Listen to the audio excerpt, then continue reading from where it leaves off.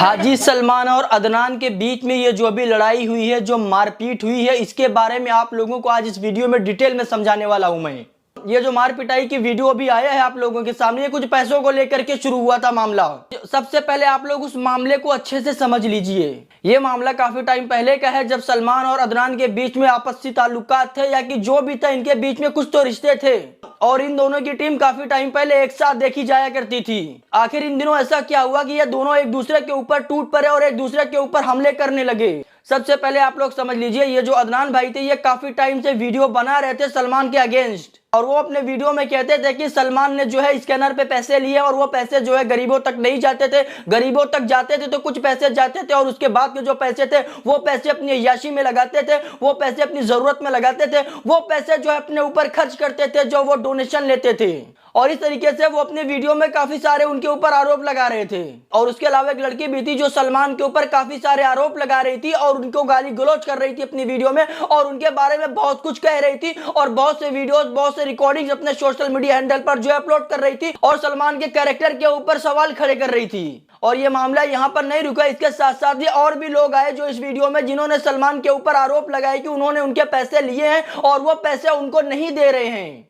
इस तरीके से काफी सारी वीडियो सोशल मीडिया पर बना करके अपलोड किया गया, और यहीं पर यह मामला नहीं रुकता है। अदनान नामी जो शख्स था वो और ज्यादा वीडियो डालने लगा और उस वीडियो में गाली गलौज भी करते नजर आया, जिसकी वीडियो सोशल मीडिया पर आप लोगों को देखने को मिल जाएगी, जिसमें वो सलमान के ऊपर गाली देता दिखाई दे रहा है। और उसने अपने वीडियो में सलमान को चैलेंज भी दिया लाइव आने का और उससे बात करने का। और उसके एक हफ्ते के बाद में सलमान जो है अदनान के घर पर पहुंच जाते हैं, और वहां जाने के बाद में अदनान के ऊपर हाथ उठाते हैं, जैसा कि आप लोग वीडियो में देख रहे होंगे। उसके बाद ये मामला ज्यादा बढ़ जाता है और ये मामला आज यहां तक आ पहुंचा है कि लोगों के मन में बहुत सारे सवाल हैं, और उसके बाद में बहुत सारे लोगों ने इसके ऊपर अपना ओपिनियन देना शुरू कर दिया। कुछ लोगों का कहना यह भी था कि सलमान अगर वहां पर गए थे तो उनको छोटा भाई समझ करके ये जो मामला बढ़ रहा था, इस जिस मामले के ऊपर बात हो रही थी, उस मामले को उनके सामने रखना था और 4 लोगों को बिठा करके इस मामले के ऊपर उनसे बात करनी थी, और उनको बताना चाहिए था कि अगर हमने किसी का पैसा लिया है, किसी का हक मारा है, ये जो इल्जामात मेरे ऊपर लगाए जा रहे हैं, इसकी वजाहत दी जाए, उनको हमारे सामने लाया जाए, उसके ऊपर बात की जाए और इस मामले को यहां पर खत्म किया जाए। और दूसरी तरफ लोग ये कह रहे हैं कि सलमान को इस तरीके से उनके ऊपर हाथ नहीं उठाना चाहिए था, छोटा भाई समझ करके माफ कर देना चाहिए था, और वहां पर मिल बैठ करके इस मामले के ऊपर अच्छे तरीके से बात करके खत्म करना था। और बहुत सारे लोगों का यह भी कहना था कि अदनान एक मुसलमान थे और आज के टाइम पे एक मुसलमान दूसरे मुसलमान के ऊपर हमला करने से पीछे नहीं हटता है,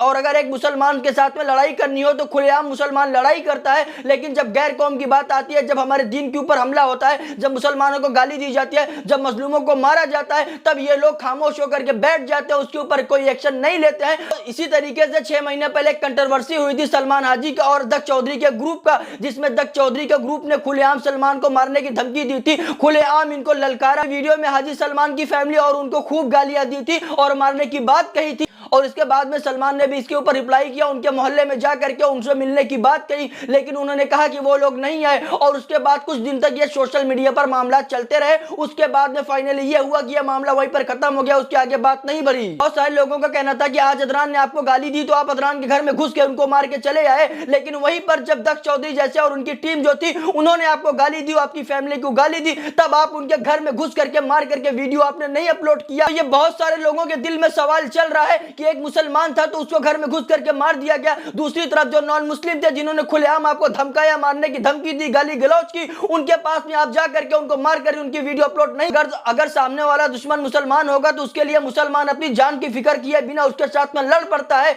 लेकिन वहीं पर अगर सामने वाला दुश्मन मुसलमान ना हो तो सामने वाला बंदा खामोश होकर के बैठ जाता है, और उसकी ताकत, शोहरत और पैसा सिर्फ और सिर्फ मुसलमानों के लिए ही इस्तेमाल होता है, उसके अलावा कुछ भी नहीं कर सकते हैं।